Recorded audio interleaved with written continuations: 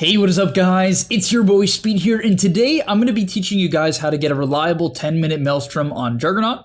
You just got to follow some of the tricks I give you during the laning stage, and then throughout the mid game we're going to be following Hector's Juggernaut gameplay and watching how he rushes Mjolnir. Yeah, kind of an interesting no manta. Definitely odd to see the Mjolnir rush. I mean, this has been a thing for a bit now, but it's not too common. So I want to talk about why I'm a huge fan of Mjolnir rush Juggernaut, and then basically how he closes out the game, because he has a stellar match, 14-1-15, and let's get into it. Also, I want to tell you guys that if you've been struggling with solo queue and you're looking to get to the next rank, I'm going to be able to help you. Like, literally, with the Game Leap website, I'm going to give you guys guides that are going to make it unbelievably clear on what you need to do. So if you've been stuck in the solo queue grind, you don't know what to do, and you want to become absolutely broken, but like actually you want to become much better at Dota, and you want to take it more seriously, the Game Leap website is going to help you do that. So click the link down below. I'm going to help you get to the next rank, and I'll see you there.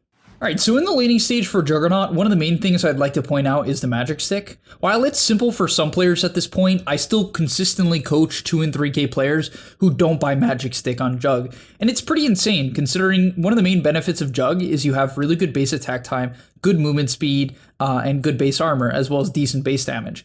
And so your hero can trade quite effectively in the early levels. And you can see even against something like Darkseer, he's actually going to hit the guy.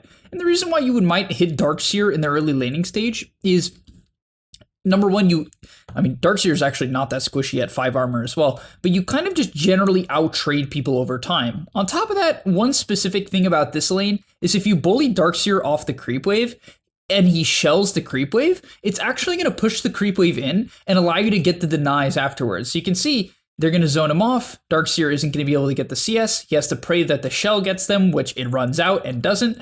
And so it ends up being a really nice start to the lane. Yes, he trades quite a bit of his resources, but the Darkseer only gets one of the last hits in the lane, which is definitely a net positive trade. So next thing I'd like to mention is boots on Juggernaut.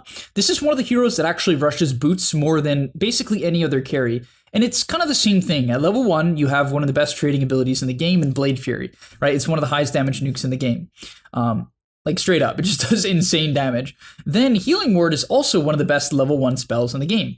So the whole point of this hero, the main benefit I would argue of Juggernaut, is kill potential. Now, not every lane are you going to have kill potential. There's matchups where simply your hero just cannot trade. Maybe an example of this is the enemy lane is something like Marcy, Nature's Prophet. And because they went on you at level 1, you are half HP and you can't run at them. And maybe in a lane like that, you might want to prioritize something like Wraithband, or if you're position 5 as an aggressive hero, you still could go for the boots. The big thing here is he's laning with Treant. This hero has an insane amount of kill potential at level 2, and so he can get aggressive with the Treant. Even here, you can see him aggressively using the spin and just chopping at the Darkseer as he feeds away Healing Ward. Don't do that. Yeah, but this is basically why stick is super necessary. Essentially, if you don't rush stick or start with stick, you're basically gonna have to buy mangoes. You have no choice.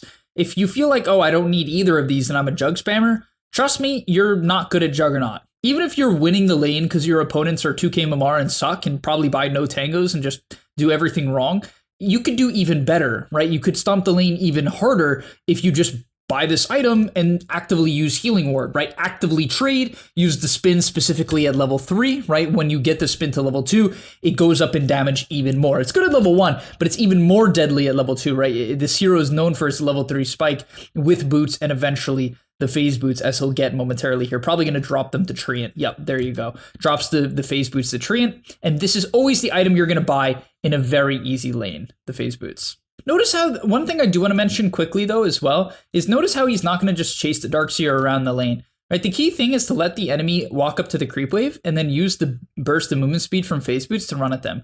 However, you don't specifically need to like chase them all the way to here. That's stupid. Zone them off the wave and then deny the creeps. If they want to extend forward and move towards your tower, then that's your opportunity to go on them, as he's probably going to have the Healing Ward here, I would imagine. So the next thing I want to mention is identifying when the lane is kind of coming to an end and starting to spin waves. Most players don't spin creep waves. It's as simple as that. They just don't. I don't know why. They just don't. So we'll see 8 minutes in here. The lane is kind of coming to an end. The Darkseer is at the point where he can pretty reliably just dodge to the lane if he needs.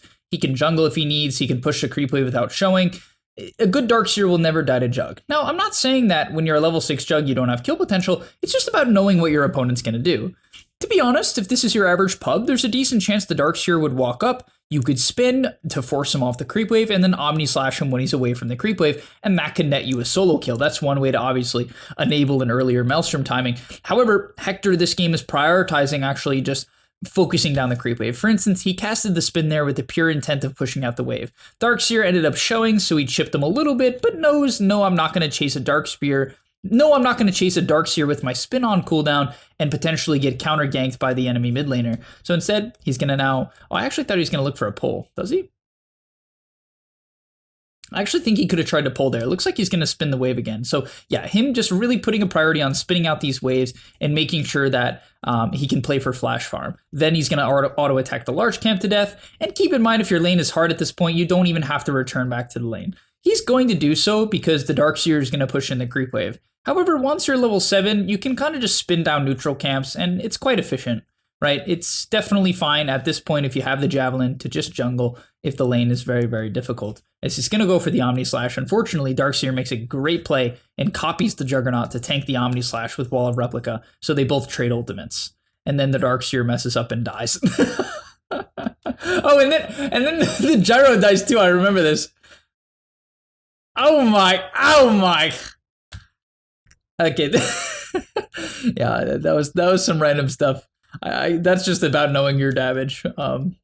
Just know your damage. I can't really coach you guys on that. And yeah, Juggernaut is definitely a hero that likes staying in a safe lane. He's typically not a hero that wants to have to just jungle, but when you have the Maelstrom, it's definitely an option. Here, for instance, he's actually going to spin out the wave, which I don't mind. And the reason why you spin the wave and typically not the jungle is, well, if you have to choose between the two, right? Because he could have spanned the large camp here or the wave. He decided to spin the wave and then go to the large camp. It's just because it puts you off map, right? It makes it a little bit harder for you to get ganked. Technically, the enemy can know that you're just going to farm the camps, but it's harder for people to predict on average. So the reason why I'm such a big fan of Maelstrom on Jug is it gives you this timing early on where you can spin down heroes or spin down camps, and when you auto attack and spin, it has the chance to proc Maelstroms. You'll see in this clip here, as he's spinning this camp, he's going to be auto attacking the entire time, and you can see the Maelstrom proc go off there, right? So even when spinning, yes, you can auto attack and proc Maelstrom, and that will allow you to farm much faster than your opponents, as he's just going to go at this point from camp to camp. In this game, he's not particularly threatened in the side lanes. He's definitely doesn't feel too threatened by this Weaver. It's an annoying matchup, but yeah, he's going to bully the Weaver a bit. Good play from Weaver to chip him down. I think that's a worthwhile usage of the time lapse. But yeah, you can, if you can, because you have Blade Fury, so you can always TP out or, even Healing Word to keep yourself alive, you definitely have the option to continue to return to your safe lane and push out the lane, protecting your towers. He gets pretty unlucky there, but he'll chase down the Gyrocopter. No way you chase the Weaver there. You have to be too afraid of TPs. When you're spinning Omni Slash on cooldown, guys, that's a big part of Juggernaut. A lot of people don't understand the fact that the reason why they die on Jug at random points in the game is they'll commit their spin and commit their Omni Slash and then proceed to think it's a good idea to just chase people to, to their tier 1 tower. Don't do that. So eventually, only when he gets the Mjolnir, he's going to move to the triangle. He's also going to use the active of the Mjolnir to farm the camp faster. A lot of people think that this isn't an option because you want to use it to fight or push out creep waves, but in my opinion, and in Hector's opinion, it is. 35-second cooldown isn't too bad, and the 50 mana cost is also not too bad. And it gives you a 20% chance on every single auto attack or spell casted on you to proc the Mjolnir shield. And it's just good. It helps you farm faster. And players like this, especially at the highest level, but why not use it in your own bracket, try to optimize every little thing. And this is one of those things they optimize. We then see Hector TP top, and I think the main reason why he's okay with this, because no, you don't always want to TP top, but he has a Beastmaster on his team. And Beastmaster is a hero that typically, if given the opportunity, wants to kind of just clear out his own side of the map, right? He wants to take this farm, push this out, then clear this camp, and then this camp as well. This is actually your boy Speed on the Beastmaster. But yeah, the Beastmaster wants to farm this area. And yes, Beastmaster can wrap across and the Juggernaut can come behind him and Juggernaut can then take the tier 1. But Juggernaut also can TP onto I'm not going to say a double wave, but a large creep wave pushing into his tier 1 tower. And no, Darkseer is not a hero that threatens Juggernaut, so he can feel, once again, comfortable this game. This is definitely a game where he doesn't have to panic too much. They do have Walrus Punch, but even then, Tusk was showing bottom, so there's literally nothing that truly threatens him. So he plays very, very aggressive, or he's willing to commit his TP because of these things. He's not too afraid of the enemy team. Now he's going to shift mid here, Omni Slash up in 12, but with the Mjolnir, you're quite strong. So he runs in, gets Astral, which isn't too great. It hurts your mana pool. But he'll look onto the gyro. We get a nice Astral pull onto the gyro. He'll chase forward with the spin, and he has to be careful. He understands, though, that Omni Slash is coming up. So he does have that option. And honestly, I think he could have ran forward a little bit earlier here because there's no stun to prevent him from getting off Omni Slash. And then eventually he can drop that Omni Slash. And man, Mjolnir, it does damage based on your attack speed now. Basically, I think it has to do with the slash's rate multiplier. I'm not going to exactly tell you guys I know what that means, but basically your hero is given bonus attack speed as well. So yeah, the more attack speed you have, the more you hit. That used to not be the case back in the day. Like old Juggernaut would just hit a flat number of times. That's not the case with current Juggernaut, which is why the Mjolnir is so much damage. The proc chance is really high. You can put the shield on someone as well. It's just insane, right? You could see, I mean, the damage here, I'll replay it one more time in 1x speed. The damage is absolutely bonkers on Juggernaut, right? He's going to walk in, drop the Omni Slash. Always good to use on targets that don't have disjoints. And the Weaver just gets chopped up. Doesn't even get the full Omni Slash, but it's fine. It did a lot of damage onto the Darkseer, forced out a defensive Astral, forced a time lapse, nearly killed the Weaver. He got off the time lapse at the last second, and they win the fight. From there, he's going to head back to farming, using the Yasha and Phase Boost movement speed to get to the bottom side of the map, pushing this creep wave in. I think at some point he's going to want to look to take Roshan. I know that's generally the game plan with Beastmaster, and Juggernaut with Healing Ward is very good at Roshing. He looks to take the bottom tier 2 here, and the only reason why he hits this is heroes are showing mid and top. This is something that good carries have to do. You don't just hit the towers casually, guys. And you might be like, oh, but I have spin.